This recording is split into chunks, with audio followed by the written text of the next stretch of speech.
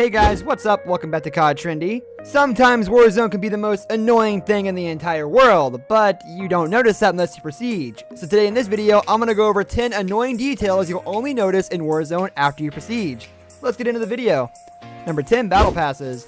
The Battle Passes are a compromise players must endure in exchange for free maps. To keep the multiplayer alive, the studio has to find some way to monetize the popular component. Still, paying $60 for something and not being able to access every feature stings, even if they are only cosmetic. Many prefer this over having to pay for new maps and modes. One would like their multiplayer experience free from advertisements, however, especially for a game they already buy.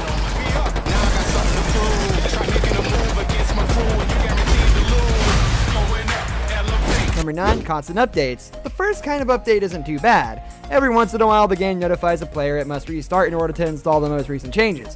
It is quick and painless. When new maps are added, however, the updates are large and can ruin a multiplayer session.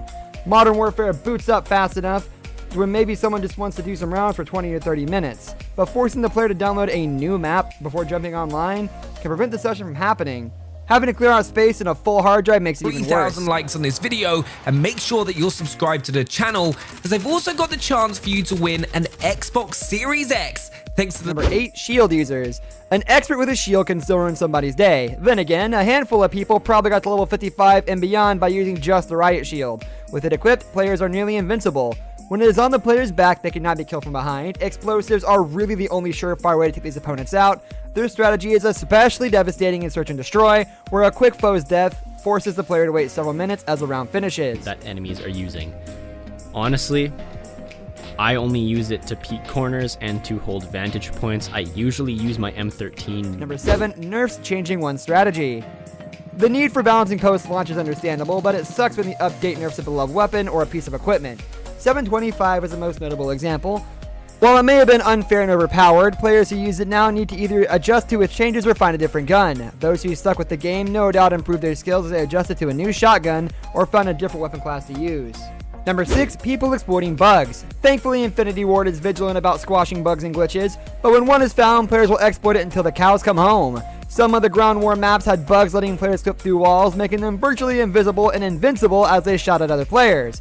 A riot shield bug prevented them from taking explosive damage, making it even more of a nuisance. Every game has bugs though, and the developer is commended for quickly addressing most of them. Number 5, too few nighttime maps. Night maps were heavily advertised prior to launch. When plunged into darkness, players have to utilize night vision goggles and strategic use of lights around the level to form combat strategies. This simple difference changes the way one plays. Unfortunately, few maps have a nighttime version. Why does not every map, or at least the majority of them, have a nighttime counterpart? Did they play test them and find that they weren't fun? The mode adds a layer of intensity to the gameplay, but goes quite repetitive when few maps are available. The shift in lighting, buildings have lights on indoors, creating a nice contrast to the foreboding darkness outside of its constraints. It would be Number 4, people abusing voice chat. Communication between teammates is key in certain game modes like Search and Destroy. Voice chat and coordination is the difference between glorious victory and humiliating defeat. When playing with strangers, however, too often does one run into people misusing the feature, either blasting music or shouting mean-natured expletives. Multiplayer should be a positive experience, and these annoyances make people want to immediately mute everybody once a round starts.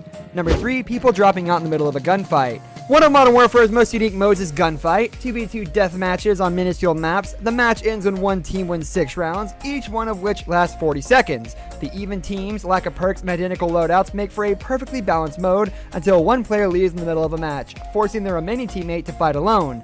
Any lone wolf who sticks around during this moment deserves commendation, but it should never happen in the first place. Dude, this one changed the way I play the game, and it's helped me out so much. I mentioned it in my other videos, and this is to change your controls to... Number 2, cannot do free-for-all playlists while in a party.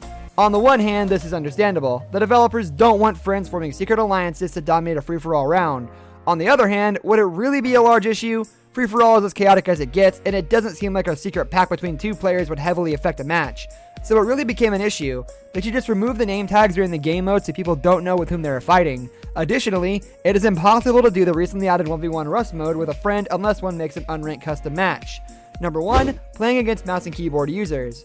Those accustomed to controllers truly understand the benefit of mouse and keyboard support once they've been shot in the head from a long distance by someone whose sensitivity makes it look like the character is constantly spazzing out. There is a clear advantage to the setup's precision when compared to analog sticks. Fortunately, crossplay can be disabled, but then one is cutting themselves off from a portion of the player base. The problem is simply unavoidable. and one has to choose between playing with everybody or playing with those on their console.